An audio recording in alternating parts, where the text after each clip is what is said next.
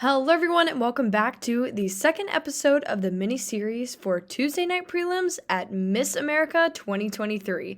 For those who may not know me, my name is Casey Gibson, and I host Crowning Moment Podcast. I want to start out with a lot of things that people were saying on social media, and that's how disappointed they were with Pageants Live and their playback. I was watching Pageants Live, all their social media today, seeing, what they were going to do with that situation. I know last night I finally just stopped watching because it wouldn't play, and so I was hoping that Pageants Live would definitely come back and fix that, and they truly did. They were refunding people on social media today, which was very sweet of them to do, and that's something they definitely didn't have to do as a company, but I think was a great move for them for the long run. Starting off with the Tuesday night prelim, they rolled straight into that opening number, same situation as last night with Emma, and she has some amazing gowns. They have a new sponsor, Viper Apparel. I had never heard of them before, and I think it was such a great move for the Miss America organization to add them on their sponsor list. I also want to give a huge shout out to Pageants Live and the JC Productions group for their staging and lighting. It truly is amazing, and when you go to a pageant that doesn't have them, you definitely can tell the differences in what it really does for a pageant system and helping them brand for the future. So I think adding Pageants Live to your list of needs at a pageant is definitely going to be number one on that list. I would have to say that this opening number was even better. I put it in all caps on my paper for the second night. And oh my goodness, again, these dresses that Emma has been in are phenomenal. They did a sweet moment for the past Miss Americas, and last night they celebrated the 75th anniversary of one of the Miss Americas and had her come on stage, and she spoke for a little bit, and it was just such a sweet moment to be able to witness that, and that's definitely a tradition I hope that they keep on having with bringing back the Miss Americas year after year and introducing them on stage, even if it's just prelim night. So I hope to see more of the Miss Americas at finals on Thursday. Let's go ahead and jump into what you guys are really interested in. Who my standouts were for the social impact statement, talent, and evening gown / red carpet events of Tuesday night's prelim. Starting off with our first round of social impact statements, my only two standouts in this group were Michigan, and she is Woman in STEAM, adding arts to STEM. I loved her red suit. It was giving everything. Next was Hawaii. I absolutely love Hawaii. She will be in the top 5. If she's not, something has seriously gone wrong. She had a amazing white suit with a gold belt on it, and it was more of like a jumpsuit looking outfit, to say that. So there's probably more Instagram pictures that you can find out there at Miss America HI. Her platform was Arts for All, and she started by singing the ABCs to connect with everyone in the group, which I really appreciated that. And she talked about igniting arts in education. They were very, very well-spoken ladies in this group, and those two were definitely major standouts to start the night off. Rolling into our first group of talent, my 3 standouts for this group, starting off with New York singing. I thought she was wearing a gown, and then bam, she was in a red pantsuit. That was a shocker, but it was such an amazing outfit, and she sang Put a Spell on You. She is such a good entertainer, and her facial expressions just say it all. I definitely think she could have done a different song for this, but I think it was very entertaining to watch. She definitely played the role for this talent competition. My second standout was Mississippi. I have loved her since night 1. This girl has really brought the heat. She was singing, and she sang in a deep red velvet gown, and she was singing Rise Up, and it gave me tears. Like, I loved watching her. It was so amazing. So I really hope to see her in that top 10 position, even top 5. I would not be surprised. And last but not least in the first round of talent was Utah. Out of all of the ballet on-point dancers at Miss America this year, Utah was the best. I loved her costume, and she was actually on her box. And if you're a dancer, you know exactly what I'm talking about. When you are on point, you actually have to be on your toe. And it was really sad to see that some people at Miss America weren't on their toe. That is crazy. But she definitely did an amazing job. She did a bunch of kicks across the stage. It was amazing. Rolling into our first round of red carpets, My two standouts for this group were, again, Hawaii with a silver and nude fringe gown. It was stunning. Her question was, do you believe kinetic learning should be in schools?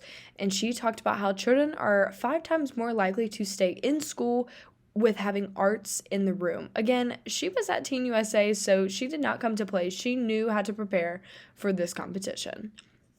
Our next one in this group that I really, really liked was Maryland. I loved this gown. It was a gold dress, and her question was, how can you be relatable to others that have other opinions than you? And she said, by sharing her story. She works 2 jobs just to get through school, and not everyone comes from a higher class family. And she talked about how she's a girl that just had a dream, and she is making that dream happen by being on the Miss America stage. And so I truly loved her answer with this one. All right, second round of impact statements. My 2 standouts in this group were Nevada, and she was in a blue outfit for this one, and her social impact statement is breaking the 4th wall in classrooms, making social and emotional learning fun. She was very personal about this, and I loved her answer through and through, but she did get that ding at the end. I don't know if they're actually taking off for that, because I feel like half the girls that spoke for social impact statement got the ding. And when I say the ding, for those who may not know pageantry, that is, hey, your time is up, stop talking. So hopefully they don't take off too much for that, because she had an amazing answer. The other one that stood out in that group was Nebraska.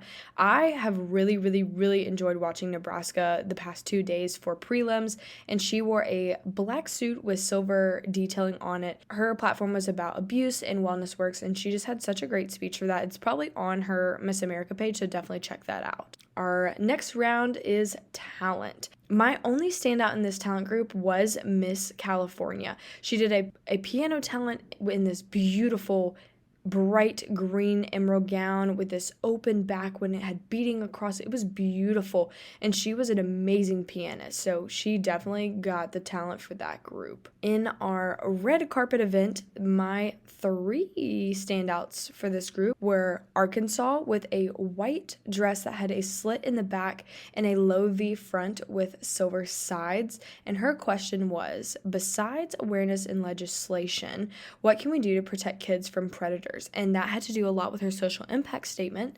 And she said curriculum in schools is what she's already working on in Arkansas. And so she can take the curriculum that she's already implanted and spread that across America, which I thought was a very great answer. Next in that group, again, Nebraska, she brought the heat with that royal blue gown. It had a 1 sleeve, and it was almost draped off of her shoulder, and it had a back skirt to the side, which I really appreciate that new trend of having everything coming off the hip rather than the back. Her question was, how do you not let negative social media content bother you? She said, the only expectations that you should be living up to are your own. The next one in this group that I really, really, really liked was Washington. She had a long sleeve gown. It was royal blue. It had this beautiful rhinestone neck and a low V front. Her question was, how can you bring new partners to the Miss America organization? I absolutely love this question. It is such a great look into the future of what the Miss America organization can get from the candidate or contestant they have in front of them. Her answer talked about how she already does a lot of marketing work and she's in sales. And so she said LinkedIn videos are so important, which I had never heard of that. I've always heard get away from LinkedIn. It's not the best place to be on. But apparently I'm missing out, and maybe I need to get Crowning Moment on LinkedIn, and maybe I'll get some more, looks and views. But it was really good to know that answer as well for those in the audience that may be building a business or looking into promoting a product. Doing LinkedIn videos is something they can add to their toolbox. So I really appreciated her answer. All right, last for our groups, we had the 3rd round of social impact statements. My standouts in this group were Indiana, Alabama, and New Jersey.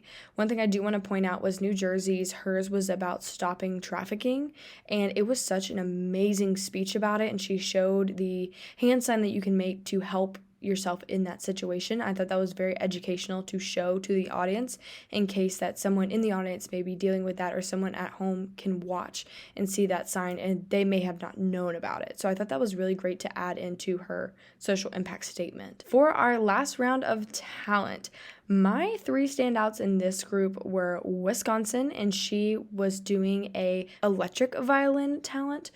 The next one was Texas singing Les Mis, and Georgia. I don't know what Georgia's song was, but that girl, oh my goodness, Georgia, you killed it, to say the least. Wisconsin as well, that was a tough group for talent for sure. Our last round of red carpet wear, I had a few comments for those out there, but definitely my standouts were Indiana in a navy gown, and her question was, how can you put art into other content areas in school? And she said everything in school can be related to art. We just need to have different learning styles. She said that she talked with the judges about how rhythm and music can help students learn math. And then the next one I really appreciated her answer was Alabama. She had a black gown with silver sides on it, and her question was, how would you rebrand the Miss America organization?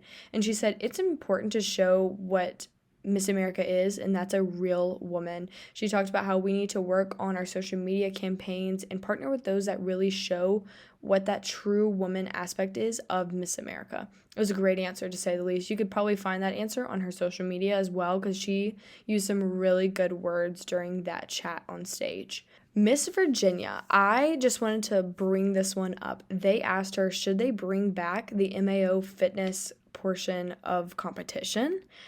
And I really loved her answer. She talked about how Rebel is a sponsor and they do fitness wear. Why would we not, build a better connection with our sponsor by using their wardrobe that they're already sponsoring for them to have anyway? They get these beautiful rhinestone outfits to wear at Miss America Week, but they're not actually wearing them on stage.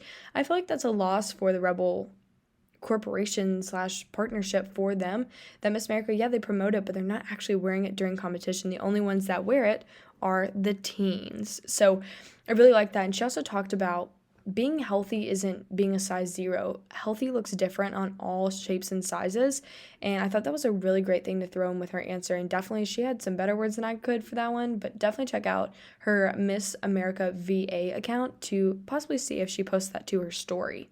Another 2 people that I wanted to mention on here was Colorado. She needs to go to USA. 110%. I know anybody that watched her tonight would know that she has a USA walk, and that's where she definitely needs to go next. And New Jersey. Oh my goodness, I loved her yellow gown. She needs to go either do Earth USA or even just Miss USA in New Jersey. I think she would do really well. And I want to point out something about New Jersey's time on stage tonight.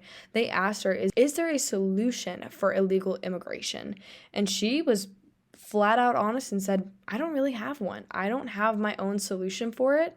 She said, but if we were to bring the correct people into the room, I think that there definitely would be a solution for this problem, because it is not safe at our borders. And I thought that was a great way to answer it, because she truly was like, I don't know.